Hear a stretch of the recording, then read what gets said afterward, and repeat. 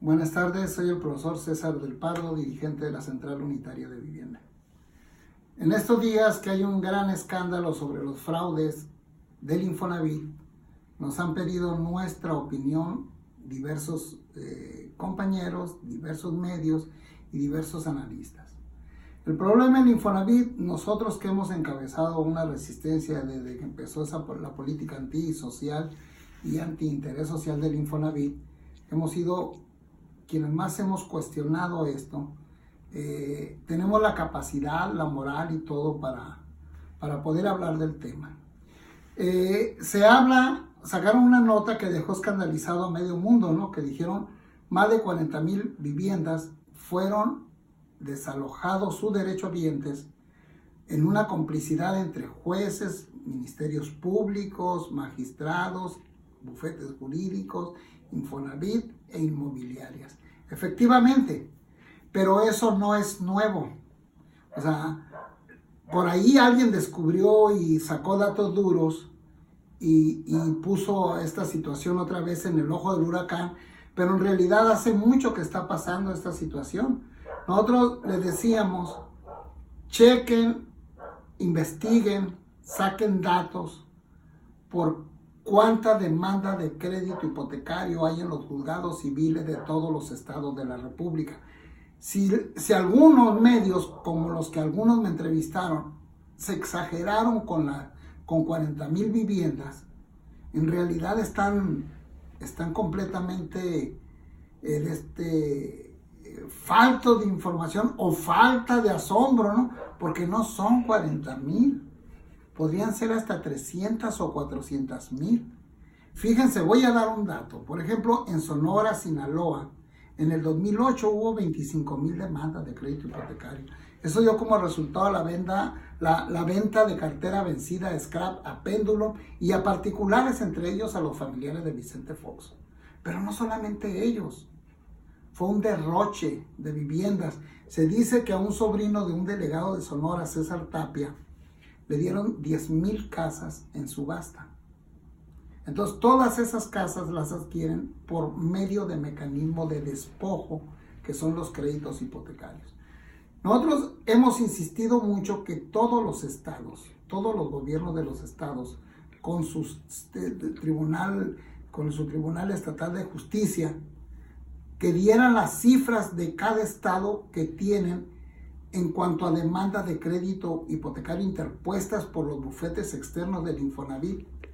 Digamos, si en Sonora hay 10,000, en Tijuana 20, en Baja California Sur, porque es pequeño, 2,000, 3,000, en Sinaloa 10,000, en el DF unas 60,000, en Monterrey 50, en Guadalajara 50. Son muchísimas. ¿Qué han hecho ahora los especuladores de vivienda en complicidad con el Infonavit para poder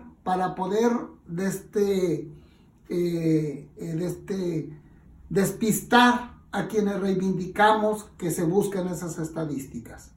Pues lo están haciendo de esta manera, están poniendo demandas masivas. Por ejemplo, a los de Sonora los demandan en Baja California Sur o en el distrito, o ahora en lo que se llama la Ciudad de México. Los demandan y ahí mismo los sentencian, sin ninguna capacidad de respuesta del derechohabiente, porque si no se defienden en su ciudad natal, porque a veces ni viven, sino sobreviven, menos van a ir a contestar una demanda a la Ciudad de México o a Monterrey o a Guadalajara.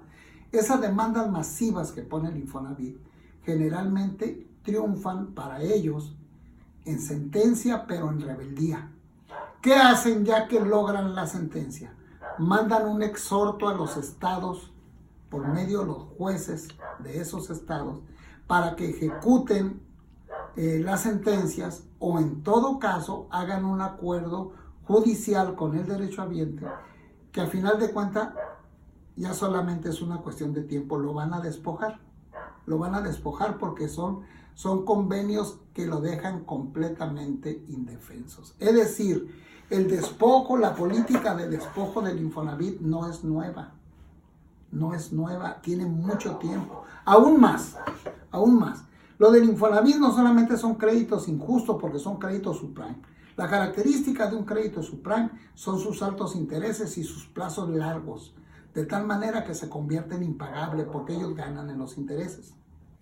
Pero no solamente eso, tenemos que abreviar y tenemos que tomar muy en cuenta que la mayoría de todos los casos que se han dado en el Infonavit lo han hecho paguen o no paguen.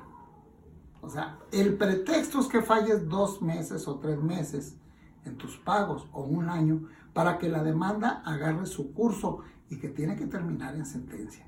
Entonces, si nosotros estamos ante una institución que genera créditos subprime porque no se pueden pagar, porque los plazos son muy largos, porque los intereses son muy altos, ¿qué es lo que está pasando aquí? Necesitamos hacer una política que permita resolver esta situación. Nosotros tenemos muchas diferencias con Morena, incluso con Alfonso Durazo tuvimos muchas diferencias, sobre todo en el proceso electoral en Sonora, cómo se movió, pero no somos sordos ni ciegos, ni dejamos de reconocer porque somos agradecidos y porque veneramos a la verdad. Pero Alfonso Durazo fue la persona que nos ayudó a abrir las puertas, entre otros, además de la presión de la gente, para hablar con los directores generales del Infonavit. Y creemos que ahora que está en el poder, Alfonso, aunque no esté en esa posición, nosotros tenemos la esperanza que él influya para volver a hablar con el director del Infonavit y poder resolver este asunto. Lo repito, se han mantenido las demandas masivas fuera de las entidades de los derechohabientes para despojarlos. Tienen un sistema de pagos completamente abusivo, no solamente en intereses, más alto que la banca comercial. La banca comercial te cobra 7, 9%, digamos en una casa de $1,000,000, por decir algo, y el Infonavit te cobra el 12%. Y los plazos son más largos. Pero no solamente eso, ahora con Penchina, que estuvo como director del Infonavit, se alargaron los plazos para liquidar la vivienda. Eran de 10 años y lo subieron a 14 años. ¿Qué significaba eso? Que en 10 años, si tú querías pagar, te podían reducir a 40% la deuda. Ahora lo subieron a 14 años y la deuda te la reducen en 30%. ¿Por qué endurecen esa posición? Porque tienen que endurecer para que tú dejes la vivienda, sino para despojarte de la vivienda. Esa es la consecuencia que en este país se encuentran 5 millones de casas abandonadas. Quiero hacer mención especial. Nosotros hemos mantenido una política intransigente en contra del despojo y la especulación del Infonavit, en la cual están involucrados todos los aglutinados en la Cámara Nacional de la Industria de la Vivienda, la Canadeví. Allí están aglutinados todos los desarrolladores sociales. Son ellos los que se dedican a especular y que han ocasionado 5 millones de viviendas abandonadas en el país. Pero no solamente eso. Ellos han contratado personas especialistas en informática y saben de lo que estamos hablando porque ellos saben que nosotros sabemos de lo que estamos peleando. Nosotros sabemos, esas 40,000 casas que dieron a conocer es un pequeño pedacito de lo que han hecho, que significa billones de pesos.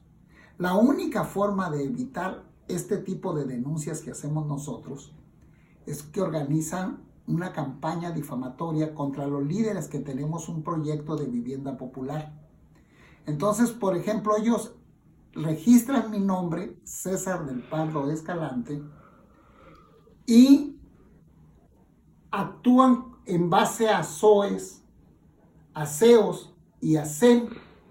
Son herramientas para que los motores de búsqueda en Google deterioren tu imagen públicamente. Una de esas personas que lo han hecho contra esa persona ha sido contra mí. Si usted pone mi nombre en Google, ellos han adquirido SEOs y SEM para que las noticias que ellos inventan en contra de nosotros, en contra de la resistencia, generen una animadversión social, haciéndonos creer que nosotros somos unos estafadores, unos farsantes, cuando en realidad el que especula en este país y con millones de pesos son ellos. Son ellos. Ellos han contratado gente, nosotros tenemos toda la información. En el 132 había un policía político que se llama Joel Sandoval Camacho, que se hacía pasar por Anonymous, él hizo una nota en donde puso César del Pardo, luchador social o vividor, y esa nota mal escrita, mal redactada, con puras mentiras, ellos la suben en los buscadores para que en Google aparezca mi nombre con esa información falsa para generar la idea de que nosotros somos fraudeadores. Hasta ese grado han llegado quienes manejan la especulación de la vivienda. No descuidan ningún campo.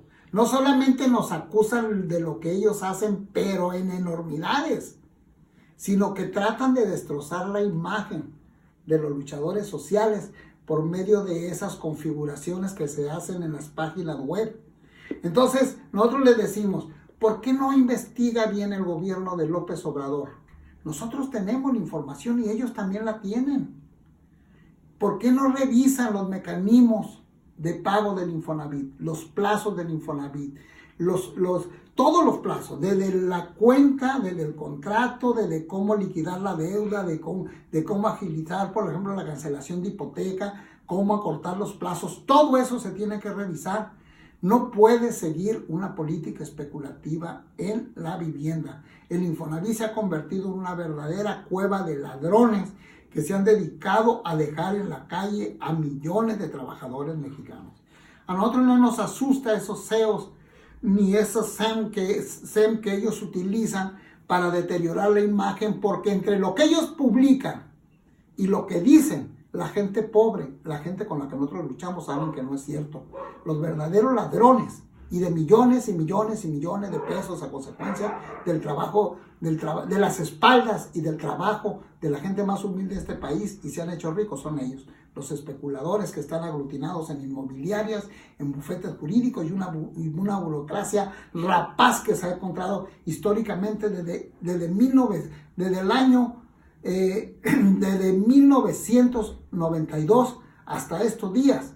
Se han convertido en unos verdaderos atracadores del trabajo más pobre de este país. Entonces nosotros solicitamos a Andrés Manuel López Obrador que revise esa política de especulación. Nosotros conocemos el tema y le estamos pidiendo a las organizaciones y al pueblo que empecemos una campaña, que empecemos una lucha, que defendamos la vivienda, que no se pierdan los créditos. Y ojalá, Alfonso Durazo ya lo hizo una vez, que nos ayude a conseguir la interlocución necesaria. Claro, sin nosotros descuidar la participación del pueblo. Muchas gracias. Soy el profesor César del Pardo.